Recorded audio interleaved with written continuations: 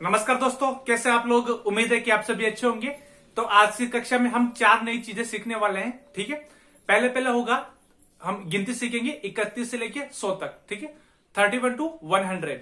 उसके बाद हम प्रीपोजिशन सीखेंगे, जो हमारे पास जैसे इंग्लिश में होती है उसी तरीके से इस भाषा में भी हम सीखेंगे प्रीपोजिशन, जो कि हमारे जितने भी नॉर्मल सेंटेंसेस होते हैं वो उनको बनाने में हमारी मदद करता है। ठीक है, उसके बाद एंड में हम ये भी सीखेंगे कि हम ये कैसे बोल सकते हैं what is this, what is that and what is that. मतलब हमने आज तक ये सीखा था कि this is my book, this is my house, that is a building. इसी तरीके के सेंटेंसेस हमने सीखे थे, लेकिन आज मैं थोड़ा आगे बताऊंगा कि हम ये कैसे बोल सकते हैं कि व्हाट इज दिस। ठीक है, तो उस तरीके के सेंटेंसेस आज हम सीखने वाले हैं। तो शुरू करते हैं इस वाली टेबल के साथ। जैसे कि आपको टेबल में देख पा रहा है, ये मैंने सारे के सारे नंबर लिख रहा है, ये नंबर लिखे हुए सारे 31 टू 100 तक। ये बाकी जो 1 से लेकर 30 तक की गिनती है, उसके बाद ये थोड़ा उसका जो ऑर्डर है नंबर्स का, ये थोड़ा बदल जाता है। जैसे कि आप देख पा रहे होंगे 30, 40, 60, 70, 80, 90 और 100। इनकी गिनती आपको बिल्कुल थोड़ा अलग लग रहा होगा, और दूसरी तरफ आपको इनके नंबर लिख रहा होगा नॉर्मल से। जैसे पहले लाइन की बात करता हूं, 31, 32, 33, 34, 35, 36, 38, 39 y 40। उसके बाद 41, 42, 43, इस तरीके से गिनती चलती है ये। ठीक है, जैसे कभी आपको मैं आपको नंबर दूं जैसे 41, तो आपको बोलना पड़ेगा 41। इस तरीके से ये नंबर आप लिख लीजिए ताकि आपको ये बाद में याद रहे। ठीक है, तो हम शुरू करते हैं। अब ये जो चीज आप देख पा रहे हैं ये प्रीपोजिशन है, और भी बहुत सारी है, लेकिन अभी जो जितनी मेन है हमारे काम के लायक वो वाली प्रीपोजिशन आप देख पा रहे हैं। ठीक है, ऊपर से लेके नीचे तक। तो पहले मैं आपको सबका धीरे धीरे थोड़ा सा मतलब समझा देता हूं, बाद में सेंटेंसेस के हिसाब से भी आप देख पाएंगे। ठीक है, शुरू करते हैं। ऊपर है लेखोस। ठीक है, लेखोस दे, लेखोस दे। तो पहले पहले तो मैं आपको मतलब बता देता हूं, मतलब आप पढ़ पा रहे हैं। फार मतलब दूर, तो लेखोस दे। तो जो दे लिखा हुआ, दे का मतलब है ये किसी ऑब्जेक्ट के लिए है, के लिए इस्तेमाल हो रहा है। मतलब लेकोस दे के बाद कोई ना कोई चीज आएगी जिससे पता चले कि दूरी किसकी बात हो रही है। जैसे मैं कहूं मी कासा एस्ता लेकोस दे उन टिएम्प्लो। ठीक है, मतलब दे के बाद और मेरी जो मेरी एक्चुअल स्थिति है, उन दोनों में डिफरेंस के लिए दे के बाद कोई ना कोई ऑब्जेक्ट आएगा। अगर ऑब्जेक्ट नहीं है तो इसका मतलब है वो सिर्फ दूरी बता रहा है। जैसे कि मी कासा एस्ता लेकोस, मतलब मेरा घर दूर है। लेकिन जब ये दे लिखा हुआ गया, मतलब कोई और भी चीज है जिससे कंपैरिजन हो रहा है। ठीक है, तो आप ये धीरे धीरे अपने आने वाले एग्जांपल्स में देख पाएंगे। तो पहले मैं आपको बता देता हूं। ठीक है, पहला लेखोस मतलब फार। नंबर है दूसरा सिरका दे। सिरका दे मतलब नियर। नियर ऑफ मतलब नियर के बाद जो भी कुछ होगा उस हिसाब से सेंटेंस बन जाएगा। उसके बाद है एंत्रे। एंत्रे है बिटवीन, एंत्रे सिंपल सा है। उसके बाद है आल लादो दे, इसका मतलब है नेक्स्ट टू। मतलब घर के पास अगर कोई मंदिर है तो बोल सकते हैं कि एल टेम्पलो एस्ता आल लादो दे मी कासा। मतलब मेरा जो टेम्पल है वो मेरे घर के आगे आगे की तरफ है या इस तरफ है, किसी भी तरफ से हो सकता है, मतलब नेक्स्ट टू। ठीक है, उसके बाद है आला इस्कियर्दा, मतलब on the left. On the left कहने का मतलब है कि ला एस्कुएला एस्ता आला इस्कियर्दा दे मी कासा। मतलब the house is on left side of my house, मतलब इस साइड में स्कूल है। ठीक है, उस तरीके से आला इस्कियर्दा मतलब ऑन द लेफ्ट। उसी तरीके से आला देरेचा मतलब ऑन द राइट। इसी तरीके से है हमारे पास डेंत्रो दे और एन, इनसाइड इन। इनका मैं मतलब समझा देता हूं। वैसे डेंत्रो दे और डेंत्रो एन दोनों का मतलब एक सा होता है। इनका मतलब होता है इन, मतलब जैसे कि जो गिफ्ट है वो बॉक्स के अंदर है। ठीक है, मैं घर के अंदर हूं, उस तरीके से। तो आपको डेंत्रो दे भी मिलेगा, आपको एन भी मिलेगा। दोनों का मतलब एक से रहेगा, इनसाइड और इन।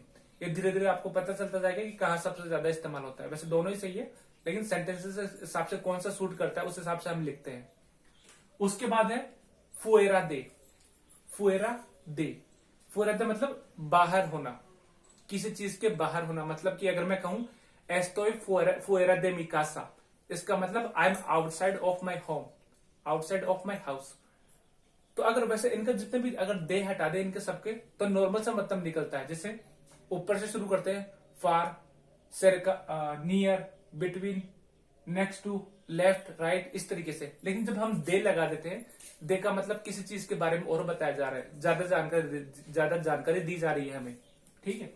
तो देंट्रो दे, फुएरा दे, फुएरा मतलब outside of something, outside of something. उसी तरीके से अब ये एनसीमा दे, एन सोबरे, ठीक है। इन चीजों का इस्तेमाल होता है, जैसे कि ये जो मार्कर है वो टेबल के ऊपर पड़ा है, ठीक है, जैसे पड़ा होता है, जैसे टच में नहीं है चीजें, जैसे ऊपर पड़ी होती है, जैसे कि मैं कुछ कहूं, मोबाइल टेबल के ऊपर पड़ा है, या प्लेट स्टोव के ऊपर पड़ी है, तो उन सेंस में ये चीजें काम में आती है। कौन सा, एनसीमा दे, मतलब जैसे कि मैं कहूं कि मेरा मोबाइल फोन बिस्तर के ऊपर पड़ा है, बिस्तर पे पड़ा है, उस तरीके से, ठीक है। एनसीमा दे और सोब्रे, इन दोनों का बिल्कुल एक सा मीनिंग है। आप सोब्रे भी इस्तेमाल कर सकते हैं और एनसीमा भी इस्तेमाल कर सकते हैं, जिस हिसाब से आपको सही लगता है। एन का इस्तेमाल भी होता है काफी जगह, तो आप एन का इस्तेमाल भी कर सकते हैं कोई सेंटेंसेस में, ठीक है। उसके बाद आते हैं देबाको दे। देबाको दे होता है अंडर ऑफ समथिंग।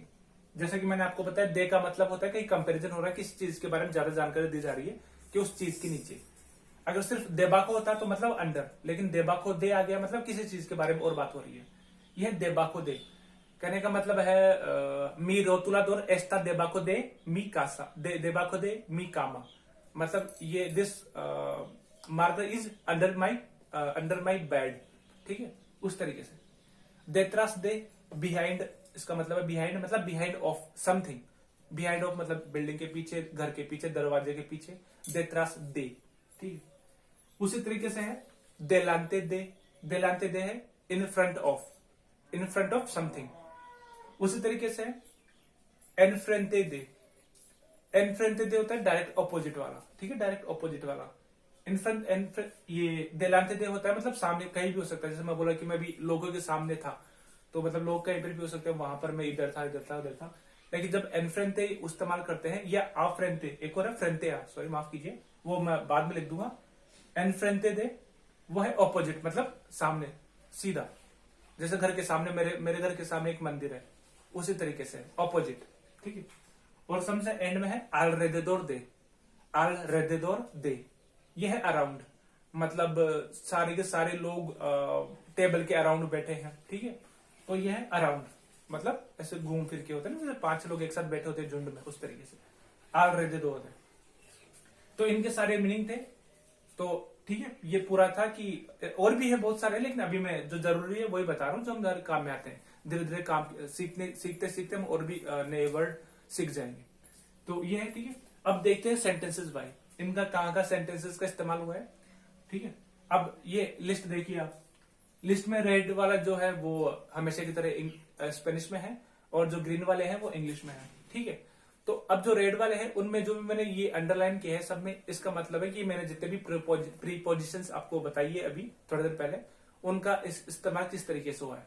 पूरे के पूरे सेंटेंसेस आप देख लीजिए, इनका इंग्लिश में ट्रांसलेशन भी देख लीजिएगा कि आपको कोई दिक्कत तो नहीं आ रही, किस हिसाब से सेंटेंस बना है और कैसा मीनिंग निकल रहा है। कोई दिक्कत आती है तो आप मुझसे पूछ सकते हैं, ठीक है। या आप एक बार वीडियो रोक लीजिए, रोकने के बाद इसको पूरा एक बार लिख लीजिए, हिंदी में और इंग्लिश में, जो भी आपको अच्छा लगे, जिस हिसाब से आपसे समझ पाए। अगर कोई मीनिंग आपको लग रहा है कि कोई आगे पीछे हुआ है, किसी का मीनिंग बैठ नहीं रहा है, तो आप मुझसे पूछ सकते हैं, ठीक है।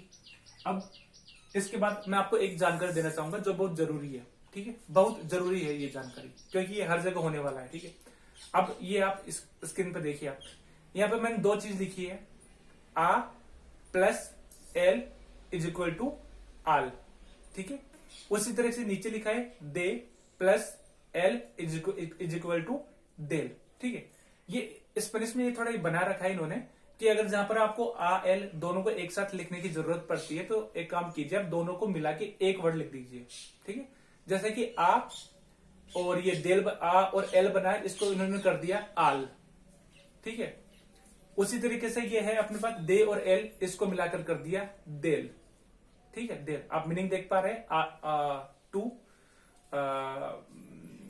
टू मतलब टू जो भी है आगे लिखा है, और नीचे फ्रॉम से है, ठीक है, देल फ्रॉम।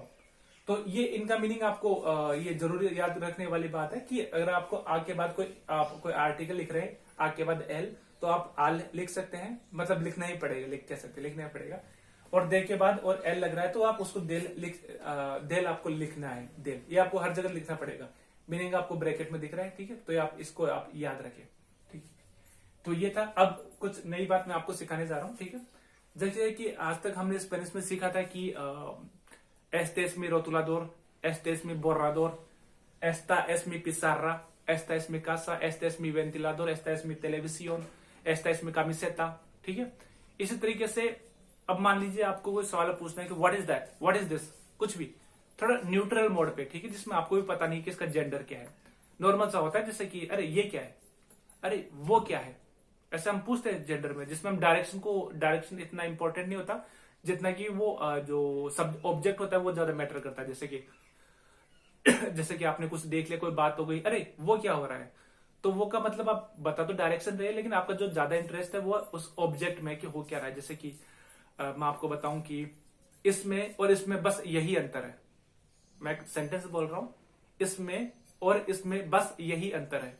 तो जो यही मैंने बोला वो मैं दिशा की बात नहीं कर रहा, इसमें कोई ऑब्जेक्ट की बात हो रही है, उसमें हमारा फोकस है कोई नई चीज हम किसी नई चीज की हम बारे में बात कर रहे हैं, जिसमें डायरेक्शन इतना इंपॉर्टेंट नहीं है।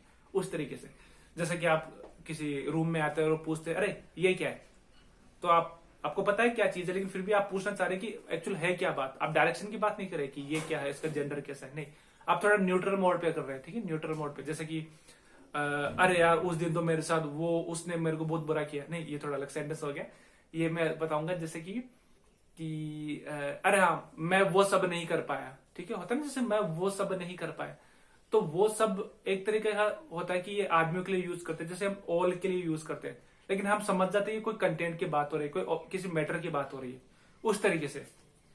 तो अब ये स्क्रीन देखिए एक बार, स्क्रीन पे लिखा है, पहला सेंटेंस देखिए, के एस एस्तो, ये होता है what is this. What is this का मतलब जब आपको पता है चीज क्या है, लेकिन आप जेंडर पे इतना फोकस नहीं कर रहे, आप न्यूट्रल मोड पे बोल रहे हैं, अरे ये क्या है, ठीक है, अरे ये क्या है, उस हिसाब से के एस एस्तो। तो जवाब भी उसी हिसाब से दिया हुआ है, एस्तो एस, जो भी आपको सेंटेंस में दिख रहा है, ठीक है। तो दिस इज दिस, ऐसा है। उसी तरीके से अब है के एस एसओ, एसओ का भी वही नियम लगता है, मतलब दूर, दैट, मतलब यहां से थोड़ा दूर, कहीं भी हो सकता है, वहां कहीं भी हो सकता है, दूर। के एस एसओ मतलब व्हाट इज दैट, तो जवाब भी उस हिसाब से दे रखा है, एसओएस, दैट इज दिस, ठीक है।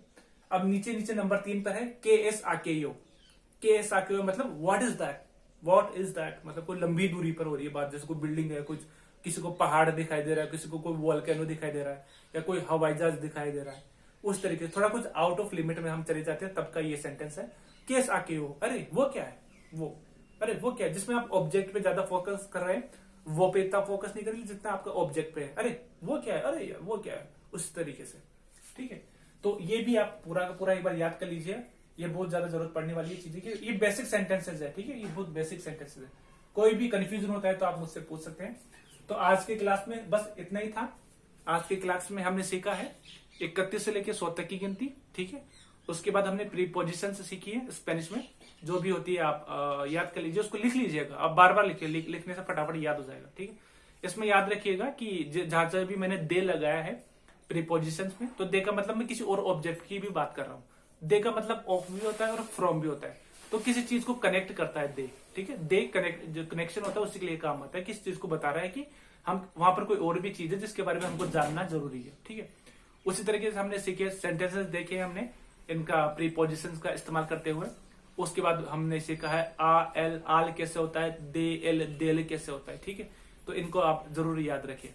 उसके बाद आपको ये मैंने बताया कि what is this, what is that, what is that, इसको हम किस तरीके से बोल सकते हैं। तो ये चीजें आप अभ्यास करते रहिए, धीरे धीरे आपको और भी सेंटेंसेस दिखते जाएंगे, आपको नॉलेज में आता जाएगा, ठीक है। तो आज बस इतना ही था। अगर आपको कोई सवाल है, कोई परेशानी है, तो आप मुझसे पूछ सकते हैं, आप कमेंट्स में लिख सकते हैं, और जो मेरे रेगुलर स्टूडेंट्स हैं वो तो फिर मेरे से कोई सब सवाल कर सकते हैं, ठीक है। बस आज इतना ही था, धन्यवाद, बाकी कल मिलते हैं।